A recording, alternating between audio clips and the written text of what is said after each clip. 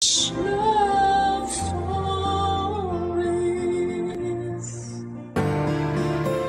Ang pagkakaroon ng marangal na trabaho ay importante, lalo na kung meron tayong tinataguyod na pamilya.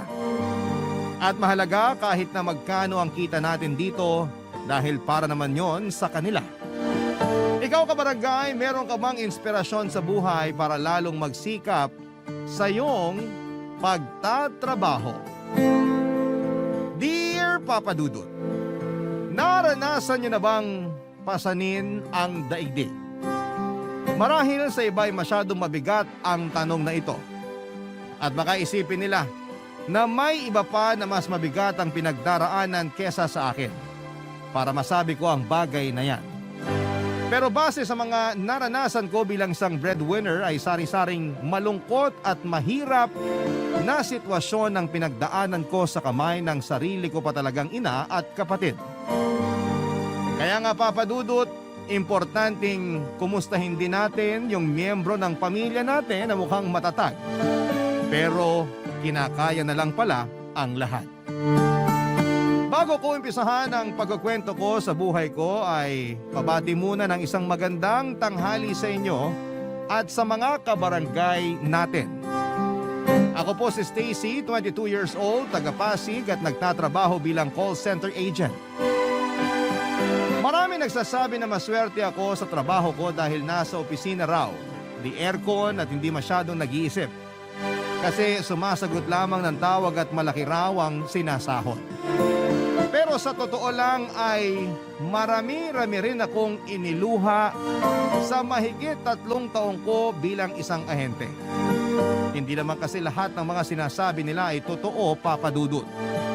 Walang madaling trabaho at madalas ay nakaka-frustrate.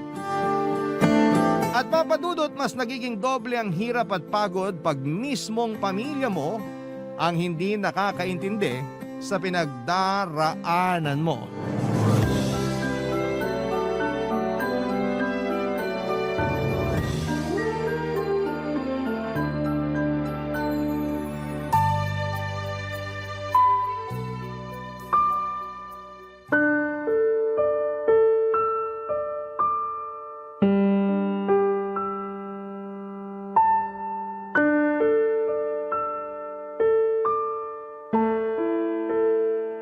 Stacy! Stacy, nak! Gising! Nay, bakit po? Anong bakit po? Siyempre may kailangan ako sa'yo kaya kita ginigising. Pero parang katutulog ko lang kanina tapos ginising niyo na ako agad. May hirapan na naman ako nitong makatulog eh. Eh di magpatugtog ka na lang o kaya makinig ka nung ASMR ba yun para mabilis kang makatulog. Dami mo pang sinasabi dyan, akala mo naman krimen ang paggising sa'yo. Pagod lang po ako sa trabaho, Nay. Sana maintindihan niyo. Pagod din ako sa mga gawain dito sa bahay. Pero hindi ako nagreklamo sa inyo magkakapatid tungkol sa bagay na yon. Alam mo kung bakit? Kasi responsibilidad ko yon bilang nanay nyo. Tungkulin ko yon bilang ilaw ng tahanan. Tapos ikaw akala mo kung sino ka makapagsabi ng pagod? Natural, wala namang trabaho na pasarap lang eh. Ultimong mga boss na papagod din, oy. Hirap naman magsabi ng feeling sa inyo, Nay. Dami niyo na agad sinasabi. Ako nga, tigil-tigilan mo sa ganyang mga sagutan mo, Stacy. Huwag mo rin ako nayayabangan porke ikaw ang nagtatrabaho sa pamilyang to. Saan naman po nanggaling yung niyayabangan? Wala po akong ginagawa sa inyo. Basta. Yun ang pakiramdam ko at bilang isang nanay, ang sakit sa kalooban na walang respeto sa akin yung anak ko. Ano po ba kasi yung kailangan niyo para matapos na tayo? Ano kasi, nak? Hingin ko lang sana yung perang pang-tuition ng kapatid mo ngayong pasukan. Saka kung pwede, dagdagan mo naman yung allowance nila kasi kinukulang ako sa pagbabudget. Po? Ngayon na po ba yung enrollment ni Cyrus? Nak, ikaw nang bahala sa mga kapatid mo kasi ikaw lang naman ang may trabaho sa atin. Pero Nay, kulang pa po yung pera ko rito. Sa makalawa pa yung sweldo namin eh. Ha? Wala ka bang naitatabi dyan? Sinabi ko naman sa'yo na ngayong araw yung enrollment ng kapatid mo. Paano na yan? Sinabi niyo po ba? Hindi ko kasi natandaan. Ako tong nasa 40 na pero mukhang ikaw tong mas ulyanin sa ating dalawa. Pasensya na po kayo. Marami lang po akong iniisip tapos pagod pa ako madalas sa shift ko. Kaya medyo nagiging makakalimutin ako. Wala akong pakialam. Gawa mo ng paraan yung pang-tuition ng kapatid mo kasi tsak mag-aalburuto yon pag sinabi kong wala kang pera. May naitabi pa naman po yata ako rito. Teka, kunin ko lang po. Sabi na meron yan eh. Ikaw pa ba? Imposibleng mawalan ka. Pang emergency fund po to, Nay. Hindi ko nga po to dapat gagalawin kung hindi lang kailangan. Para naman yun sa kapatid mo ah. Sakaanin mo yung pang-emergency fund mo wala namang emergency.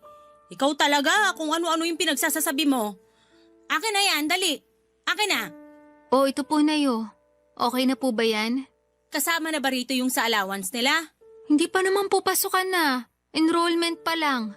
Kahit na, malapit na rin naman.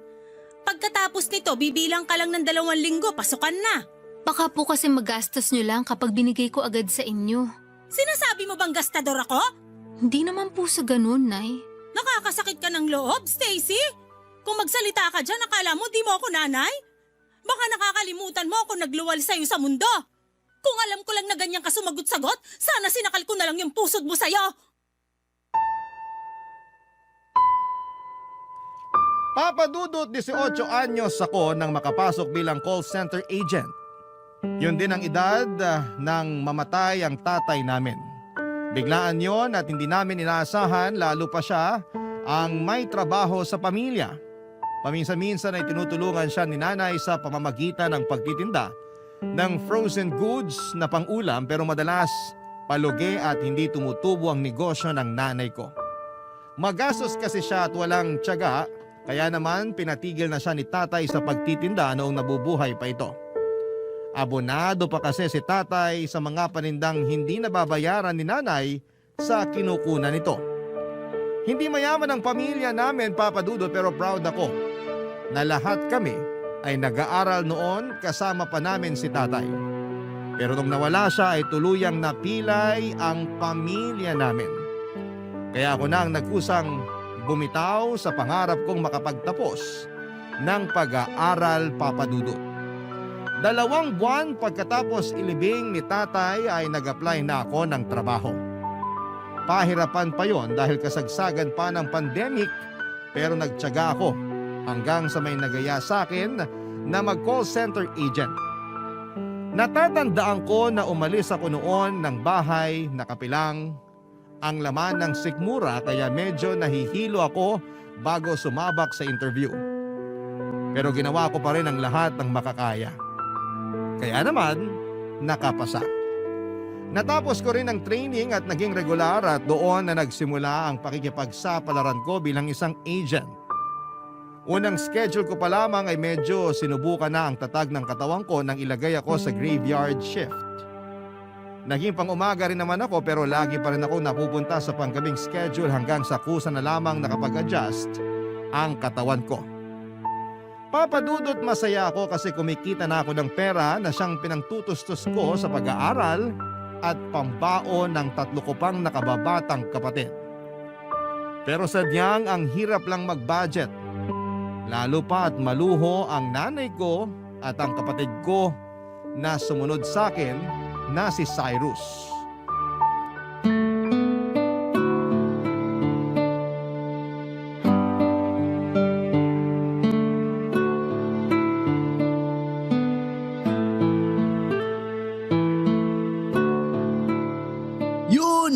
Naku, bopols naman ito. Hindi ganyan, tol. Pabuhat na nga, wala pang silbi. Wala, bakit Kainis. walang kanin? Cyrus, nagsaing ba kayo? Ay nako, hindi talaga marunong tong ugok na to eh. Cyrus, kinakausap kita. Ano ba yun, te? Istorbo ka naman. Kita mong may ginagawa ako. Ano ba yung ginagawa mo? Naglalaro ka lang naman. Ayan, natalo tuloy ako. Kasalanan mo to, ate. Wala akong ginagawa sa'yo ah. Dinadaldal mo kasi ako kaya na-distract ako. Nagtatanong lang naman ako. Ano ba kasi yung tinatanong mo? Kung hindi pa kayo nagsaing. Wala man lang kanin dun sa kaldero. Nagsaing kami, pero baka naubusan ka na. Bakit yun naman ako inubusan? Alam niyo naman kakain ako pag gising eh. Nakalimutan namin na tirhan ka. Napasarap ng kain, kaya simot yung kanin. Hindi niyo rin yata ako tinirhan ng ulam no? Bumili ka na lang. May pera ka naman. Kesa naghanap ka ng wala. Damay mo na rin ako sa orderin mo, te. Nagutom ako bigla. Ano? Kung makaano ka, akala mo may patago kang pera ah. Tsaka nagtitipid ako, Cyrus. Hindi ako pwedeng basta gumastos lang. Ang damot mo naman. Ako pa talaga yung madamot? Totoo naman eh. Di ka na nga ng libre kung ano-ano pang sinasabi mo. Kapal naman ang mukha mo. Baka nakakalimutan mo na ako ang ate sa ating dalawa. Hindi ko kaya yun nakakalimutan. Saka ikaw nga ang ate. Kaya dapat ikaw ang manlibre. Ikaw tong may trabaho at sweldo tapos ang kuripot mo. Oh, ba't parang dun pa lang sa may pinto, dinig ko na yung iringan yung dalawa. Si Cyrus kasi, Nay, sinasagot-sagot ako. Napakawalang respeto. Sumasagot ako kasi may bibig ako. Eh, ikaw naman ang nakatatanda. Ikaw na magpasensya, Stacy. O, dali, tingnan niyo tong mga pinamili ko. Pinamili? Oo, kasi nag-sale yung malapit na mall dyan, kaya pinuntahan ko na. Bihira lang naman mangyari yun, kaya bumili na ako. Meron po kayong pera? Ano pong pinambayad nyo dyan, Nay? Meron, yung sweldo na binigay mo sa akin. Pero di ko naman inubos lahat dito. Baka sabihin mo naman dyan ay... Sigurado akong may sasabihin na naman si ate. Kasi pinang-shopping niyo yung pera na binigay niya sa inyo, Nay. At bakit? Wala na ba akong karapatang magsalita? Pero ko naman yan at para yan sa bahay natin. Hindi yan para pambili ng kung ano-ano, Nay. Laki-lakihan mo kasi yung bigay mo para naman may pang-shopping ako, nak. Naku, sa kuripot ni ate. Ayaw nga niya akong ilibre ng merienda, Nay. Kung nga hindi nyo tinirhan ng pananghalian tapos gusto mo ilibre kita? Ano ka, siniswerte? Nay, oh! Ay, bumili ka na lang sa labas, Stacy. May pera ka naman eh. Liit-liit na bagay, hilig mong palakihin.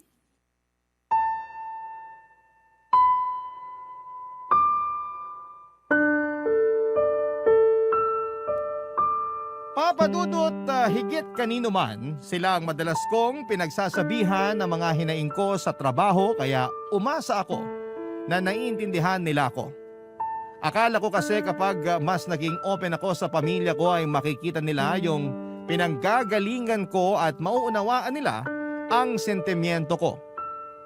Pero nagkamali ako kasi noong araw na yon pakiramdam ko ay hindi nila ako naiintindihan. Yung nararamdaman ko ay hindi na lang simpleng tampo. Dahil lang di nila ako tinirhan ng pagkain. Higit sa dahilan na yon kung bakit ako nagdaramdam. Nagkapatong-patong na yung mga sama ng loob ko, Papa Dudut. Nakakalungkot na madalas sila pa ang dahilan kung bakit ako nahihirapan. Kahit kasi ayokong dalhin sa trabaho yung tampo ko sa kanila ay hindi ko pa rin maiwasan. Tapos naapektuhan noon ang performance ko. Kaya nga may mga pagkakataon na nasasabon ako ng team leader ko. Pero lagi naman akong bumabawi at nagsisikap na magawa ng maayos ang trabaho ko. Minsan naman, Papa Dudut, ay sumasabay yung nakakausap kong mga kliyente na siya namang sumisira ng araw ko. Simula kasi nang maging call center agent ako ay naranasan kong mainsulto ng husto.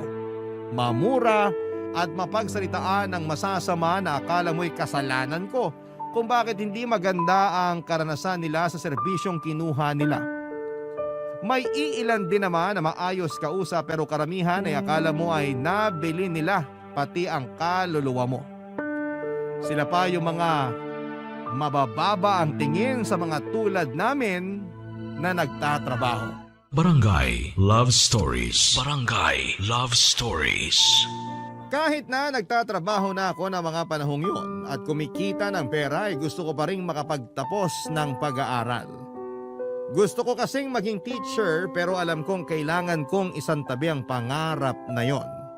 Dahil ang sabi ng nanay ko ay unahin ko munang pagtapusin sa kolehiyo ang kapatid kong si Cyrus.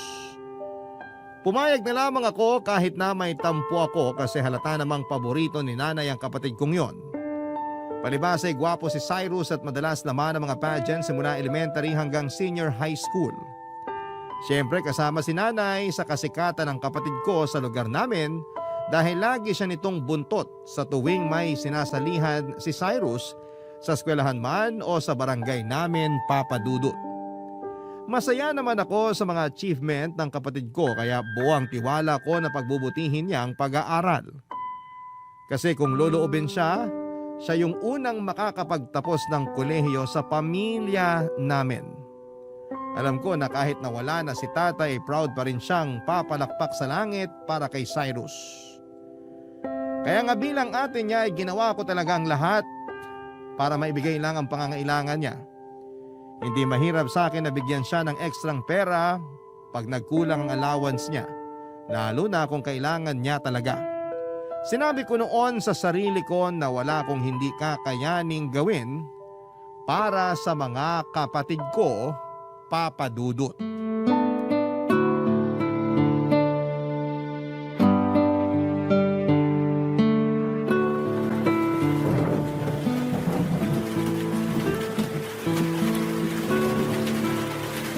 Ay, grabe naman yung ulan sa labas. Baha na dun sa may main road, Nay. Ganun ba? Eh buti nakauwi ka pa rito. Lumusong na ako kaysa naman mas stranded pa ako. Nagugas na lang ako dyan sa labas kasi nakakadiri talaga yung tubig baha. Hulay lupa. Sinabi mo pa. O eto anak, magkape ka muna. Baka nilalamig ka na dyan. Salamat po, Nay. Pero mamaya ako na po iinumin. Palamigin ko lang ng konti. Ikaw bahala. Ito po pala yung sweldo ko, Nay. Ay, akin na, dali. Kanina ko pa nga yan hinihintay. Pero teka lang, bakit parang kulang yata to ng 1,000? Malaki po kasi yung kaltas namin ngayong cut-off eh. Kaya yan lang po muna maibibigay ko, Nay. Nak, kulang kasi to eh. Meron pa naman po tayong bigas, di ba? Oo, mga 5 kilo pa yon. Tipid-tipirin po muna natin. Tapos bili na lang tayo ng ulam na hindi masyadong mahal. Para magkasya po yung binigay ko.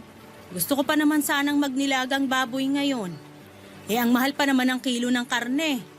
Sakto sana sa malamig na panahon.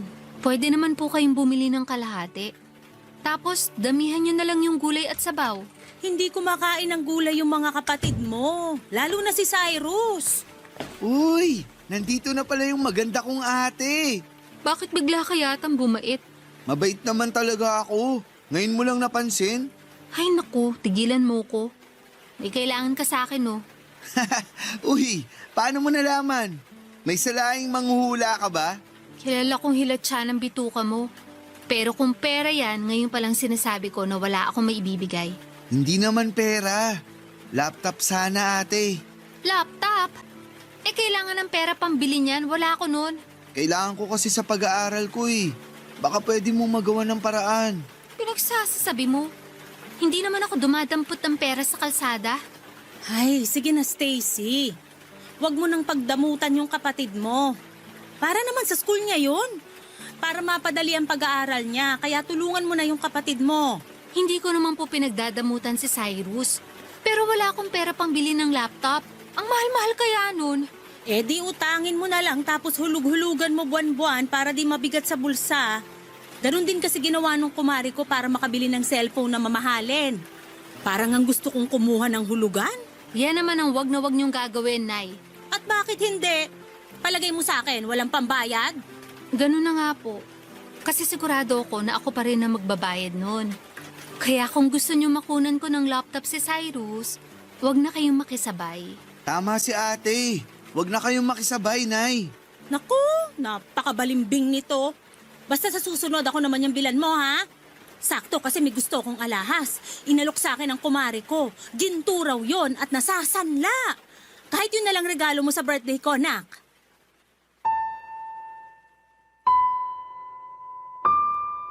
Nang mga panahong yon ay 1 taon pa lang ako nagtatrabaho bilang call center agent. At lahat ng sweldo ko ay ibinibigay ko kay nanay.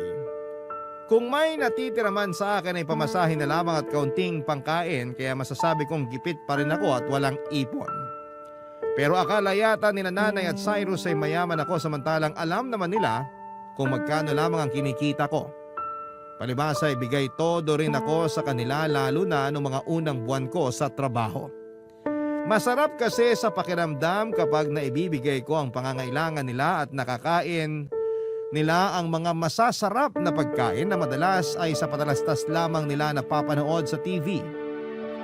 Papa Dudut, Hindi po ako nagreklamo na ibigay sa kanila halos buong sahod ko buwan-buwan.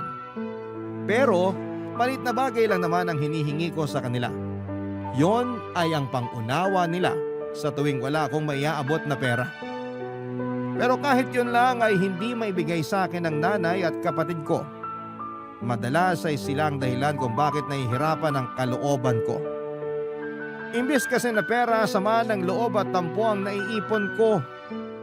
At hindi pa talaga nakontento ang kapatid kong si Cyrus sa pagpapasama ng loob ko dahil nilubos-lubos pa niya Papa Dudut.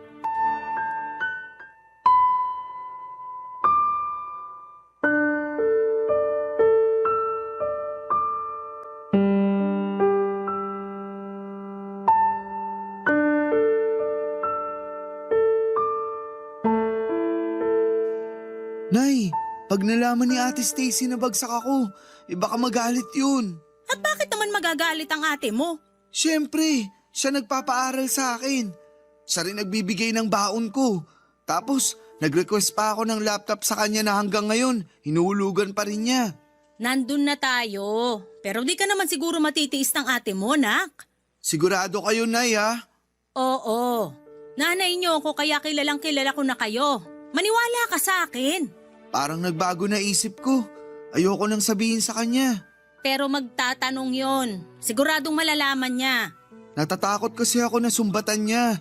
Maraming sasabihin yun, sigurado ako. Ako nang bahala. Susuyuin ko na lang siya bago pa siya magsalita. Sigurado kayo, Nay, ha? Oo, sabi. Ay, ikaw naman kasi bakit mo binagsak yung mga subject mo? Ano pong binagsak, Nay, Nay? Ate, gising ka na pala. Nakakagulat ka naman, nak. Ano nga po yung sinabi niyo na binagsak? Ha? Ano kasi? Ate, huwag kang magagalit, ha? Bakit? Ano ba kasi yun? Pwede bang sabihin niyo na lang? Nay, kayo na lang po magsabi kay ate.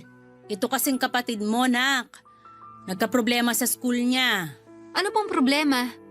Hindi naman malala. Ano lang, yung 5 sa mga subject niya, bagsak. Pero 5 lang naman yun. 5 lang naman? Nay, ang dami kaya nun. Oo, pero babawi na lang daw yung kapatid mo sa susunod. Huwag ka nang magalit sa kanya. Ano ba kasi nangyari, Cyrus? Bakit ang dami mong bagsak? Ang hirap kasi ng mga subject na yan, ate. Lalo na yung math. Tapos ang dami pang assignment na binibigay sa amin. Kaya tinamad na akong gawin. Tinamad kang gawin? Katawiran ba yun? Kaya ka nga nag-aaral. Sino pa bang inaasahan mong gagawa ng mga assignment mo? Stacy, wag mo naman pagalitan si Cyrus. Nay, manahimik muna kayo kahit sandali. Hindi po kayo ang kinakausap ko. Aba, talaga namang... Gusto mo bang malaman ng totoo? Kasi ayoko na mag-aral. Tinatamad na ako.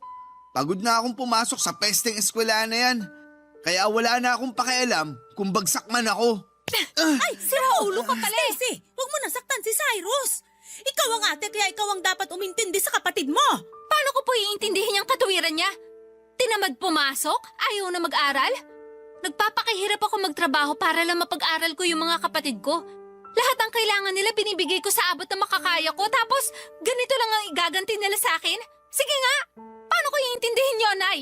Sa tono mo parang nanunumbat ka. Tama ba yan? Porke ikaw itong may trabaho at kumikita, akala mo kung sino ka na? Wala na bang karapatang manumbat? Kayo na ang may sabi. Ako ang nagtatrabaho at kumikita sa pamamahay na to. Kaya meron akong karapatang magalit sa pinagagagawa ng anak nyo. Ikaw, Cyrus, sinasabi ko sa'yo, pangatawanan mo yung desisyon mo dahil hindi na kita tutulungan. Sinayang mo lang yung pagtitiwala ko sa'yo. Hindi ko naman kailangan ng tulong mo eh. Papatunayan ko sa inyo na kaya kong tumayo sa sarili ko mga paa. Papadudot na iyak na lamang ako sa labis na pagkadismaya sa mga bagsak na subject ni Cyrus. At mas nadagdagan lang ang inis at sama ng loob ko sa kanya dahil sa mga baluktot niyang katuwiran na pilit tinutuwid ni nanay ng kampihan niya at konsintihin ang kapatid ko. Saan ka naman nakakita ng magulang na mas naggalit pa sa anak na nagpapaaral kesa sa anak niyang tinamad na mag-aral? Tanging nanay ko lang yata ang ganon kaya pati sa kanya ay naiinis na rin ako. Bukod doon, Papa Dudut ay sinabihan niya pa akong nanunumbat. Kung tutuusin may karapatan naman talaga akong manumbat dahil pinagtrabahuhan ko ang perang pinang-aaral at pinangbabaon ng kapatid ko. Pero ang mas nangibabaw na pakiramdam ko ng mga oras na yon ay ang lungkot, Papa Dudut. Pakiwari ko ay wala akong boses sa pamilya namin. Yun bang wala akong karapatang magsabi ng opinyon dahil sila pa rin ang masusunod. Pakiramdam ko ay nag-iisa lamang ako sa pamamahay namin at walang gustong makinig sa saloobin ko. Na walang halaga ang nararamdaman ko sa mga taong importante sa akin. At kaya ganun lang nila ako pakitunguhan kasi alam nilang hindi ko sila kayang tiisin. Totoo naman dahil may sa pusong mamon ako. Mana ako sa tatay ko Kaya alam nila na hindi ako magtatanim ng galit sa kanila at babalik din kami sa dati. Na para bang walang nangyari kahit na masama ang loob ko. Barangay Love Stories. Barangay Love Stories. Papa Dudut, nagpatuloy ang iringan namin sa bahay dahil sa pagkampi ni nanay kay Cyrus at pagkonsente sa kapabayaan nito sa pag-aaral. Ilang beses niyang sinabi sa akin na ako ang nakatatanda kaya dapat ay mas iniintindi ko ang nakababata kong kapatid. Pero nagmatigas ako dahil masama ang loob ko na hindi naman pala pinahalagahan ni Cyrus ang paghihirap ko para lang mapaaral siya. At mas lalo akong nadismaya sa kapatid kong yon nang tuluyan na siyang huminto sa pagpasok niya sa eskwelahan. Ni hindi na niya nagawang tapusin ang senior high school niya kaya naggalit ako sa kanya. Sa kabila ng lahat ay alam kong hindi ko pa rin siya mapipilit na gawin ang bagay na ayaw niyang gawin. Kaya naman hinayaan ko na lamang siya sa kagustuhan niya at yun nga ay ang magtrabaho para kumita na ng pera. Sa isip ko ay hindi lang naman siya ang kapatid ko. Meron pa akong 2 nakababatang kapatid na pwede kong tulungang makapagtapos ng pag-aaral, Papa Dudut. Nagpatuloy ako sa pagtatrabaho kahit na nagkakasakit na rin ako dahil sa sobrang stress. Wala rin naman akong masyadong inaasahang tulong kay Cyrus dahil kahit na pareho na kaming nagtatrabaho, alam kong mas unahin niyang tulungan ang sarili niya kesa sa akin at sa pamilya namin. Hindi nga ako nagkamali dahil sa bisyo lang tulad ng alak at yosi na pupunta ang mga sinasahod niya. Ni hindi nga niya maabutan ng kahit magkano itong sinanay kaya ako ang madalas nitong hinihingan, lalo na sa panluho nito. Hindi rin nag-aambag ng pambili ng bigas at ulam ang magaling kong kapatid. Tapos, siya pa yung malakas kumain sa bahay namin. Madalas din siyang masisante sa kanyang trabaho dahil sa katamaran at pagmamarunong. Pakiramdam ko ng panahong yon ay malapit na akong mapanod sa stress dahil sa kapatid ko. At hindi pa talaga siya nakontento nung sinagad na niya ng tuluyan ang pagkagigil ko sa kanya, Papa Dudut.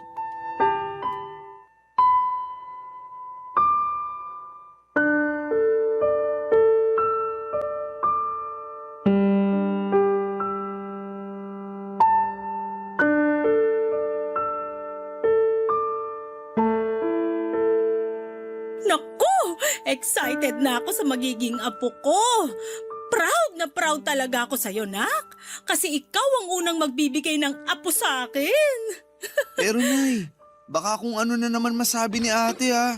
Ano naman sasabihin niya, hindi naman siya yung buntis. Tumigil nga siya. Nandito na po ako. Grabe yung nangyari dun sa nasakyan kong UV Express. Ay, sandali. Binilan mo ba ako ng masarap na tinapay na pinasalubong mo sa amin nung nakaraan? Ay naku, nakalimutan ko po, Nay. Nako, sa dami naman ng kakalimutan mo yung patalaga. Nung nakaraang araw, wala ka ring dala. Tapos pati ba naman ngayon? At talaga mas concerned pa kayo sa tinapay na yon kesa sa sarili niyong anak, Nay? O bakit? Wala naman nangyari sa'yo ah. Ibang klase talaga kayo. Minsan naiisip ko kung mahal niyo ba talaga ako kasi anak niyo ko o dahil lang may pakinabang ako sa inyo. Ano bang pinagsasasabi mo? Palagay mo sa akin, ganun kasamang ina? Hindi po, pero Yun kasi ang pinararamdam nyo sa akin.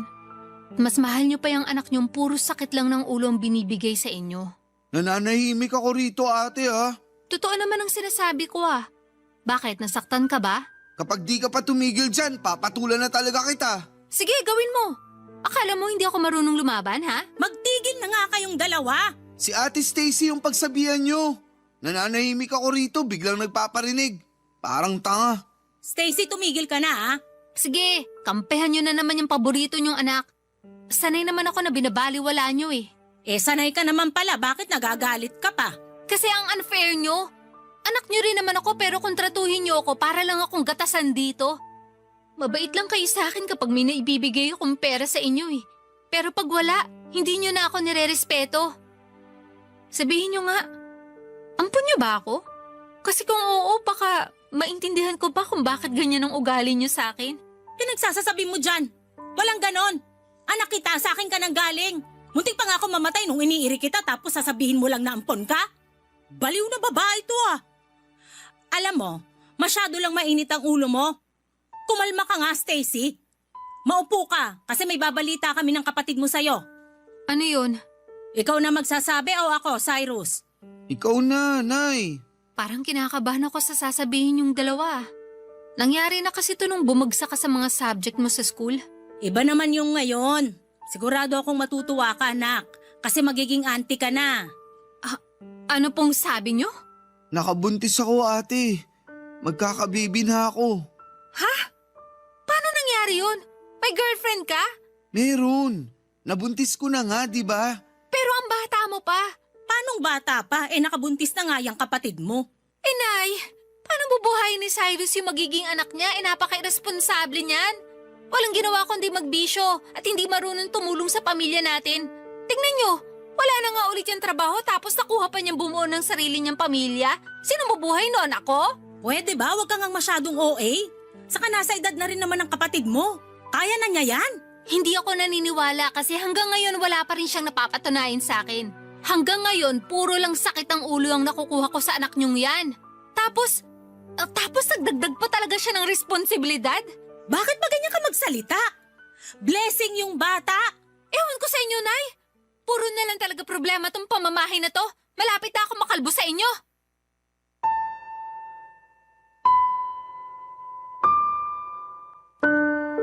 Papa Dudut, paanong magiging biyaya ang isang bata kung wala ka namang kakayahang buhayin ito? Siguro kung sa iba ay blessing ang magkaroon ng anak pero para sa mismong bata ay sumpa sa kanya na isilang sa pamilya na pababayaan lamang siyang magutom at magkasakit. Nasabi ko yon dahil alam kong wala pang kakayahan si Cyrus na maging responsableng tatay. At nakikinita ko na magiging kargo ko ang dinadala ng babaeng nabuntis niya pagdating ng panahon. Wala rin akong naasahang pagkampi mula kay nanay dahil masaya siya sa pagdating ng apo niya.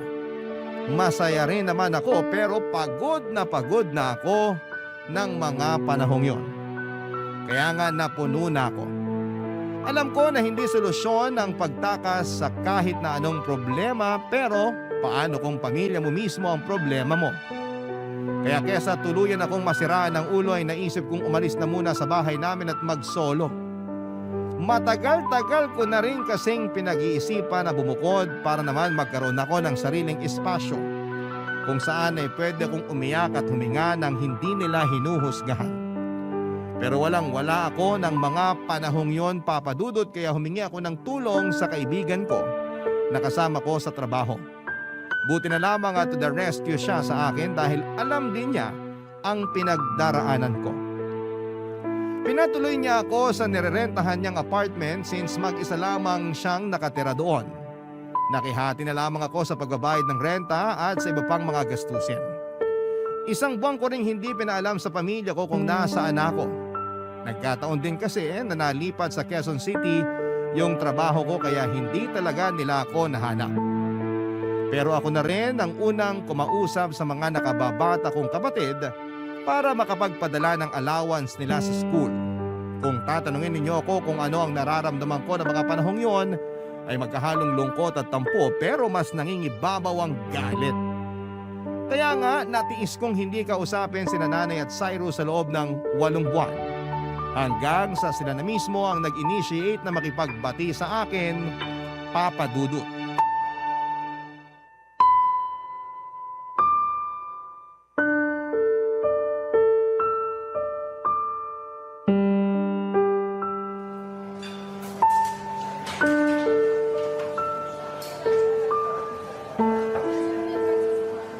Nak, buti na lang pumayag ka na makipagkita sa amin ni Cyrus. Namiss ka namin eh. Kamusta ka na ba? Okay lang po, Nay. Kayo po, kumusta? Ito, ang laki ng pagsisisi namin ng kapatid mo kasi huli na nung na-realize namin na mahalaga ka pala sa amin. Nung umalis ka, ibang-iba na yung bahay natin. Bigla akong naramdaman na parang nawalan ako ng anak.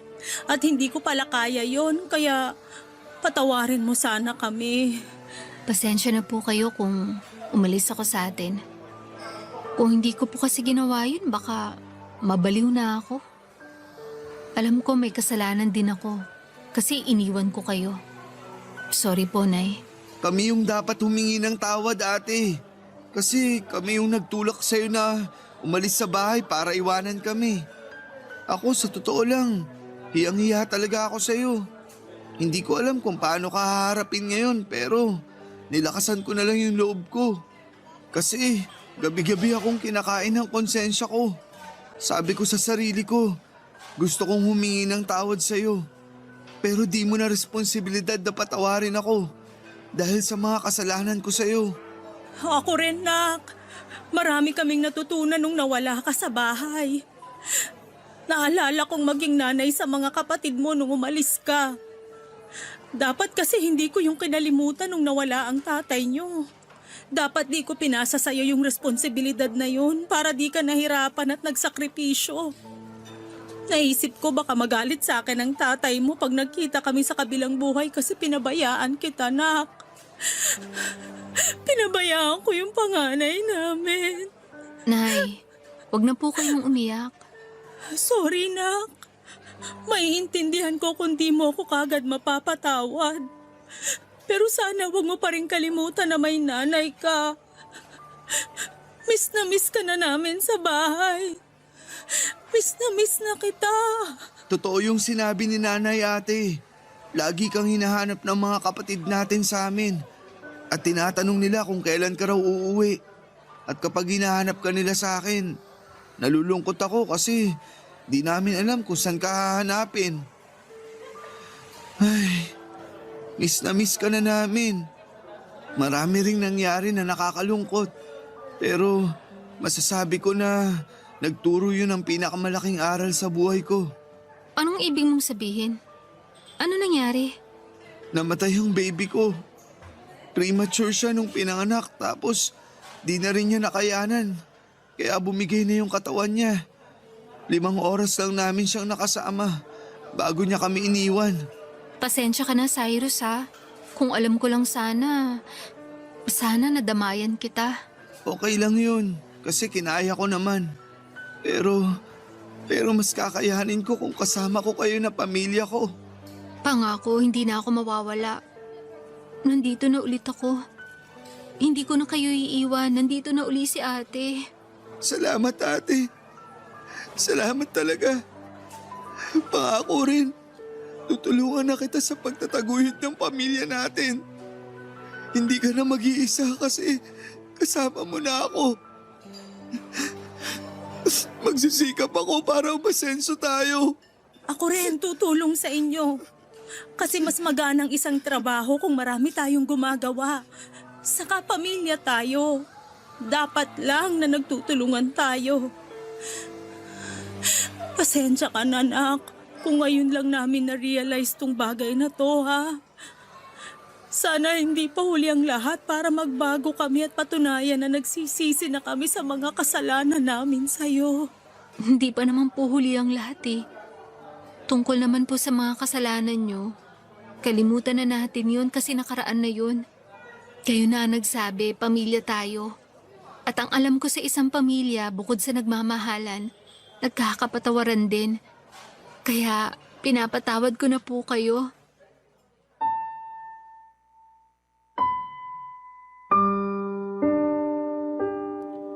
Papa Dudut, napakagaan sa pakiramdam. Napatawad ko na sina Nanay at Cyrus. Pamilya ko pa rin sila at hindi ko sila kayang tiisin ng ganon katagal. Marami lang talagang pumipigil sa akin noon na unang mag-reach out sa kanila. Pero nasa plano ko na rin nakausapin sila noon. Masaya lang ako dahil sila ang nagkusa. Mas lalo kong na-appreciate ang ginawa nila. At bagaman may malungkot silang binalita sa akin, alam kong mas makakaya naming harapin ang bawat pagsubok sa buhay namin ng sama-sama. Pamilya, Papa Dudut, ang takbuhan natin sa oras ng kagipitan at pangangailangan. Kaya nga dapat maging kakampi natin ang isa't isa. Sa mga magulang ay dapat magmumula ang pagbubuklod-buklod ng bawat miyembro at hindi ang pagkawatak-watak. Yun ang mga natutunan kong aral mula sa mga naranasan ko sa buhay. At yun din ang gusto kong ibahagi sa mga kabarangay natin ngayong araw. Bukod doon ay natutunan ko rin po ang tamang pagtulong. Yun bang hindi mo kailangang ibigay ang lahat kung ikaw lang din ang mawawalan sa dulo. Kaya nga may kasabihan na you cannot give what you don't have.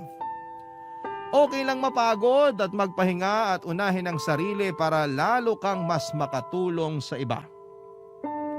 Isa pong mahigpit na yakap para sa lahat ng mga breadwinner. Saludo ako sa inyo dahil katulad ninyo ko. Sana nakukuha ninyo ang suporta na kailangan ninyo mula sa inyong pamilya. Higit sa lahat ay sana hindi ninyo sinosolo ang responsibilidad lalo na kung pwede naman nila kayong tulungan. Hanggang dito na lamang po ang sulat ko at maraming salamat po, Papa Dudut, sakaling mapili po ninyong i-air ang kwento ng buhay ko, and God bless sa Barangay Love Stories at sa Barangay LS 97.1. Ang inyong forever kapuso at kabarangay, Stacy. Nagustuhan ng iyong napakinggan? Ituloy yan via live stream sa www.gmanetwork.com/radio.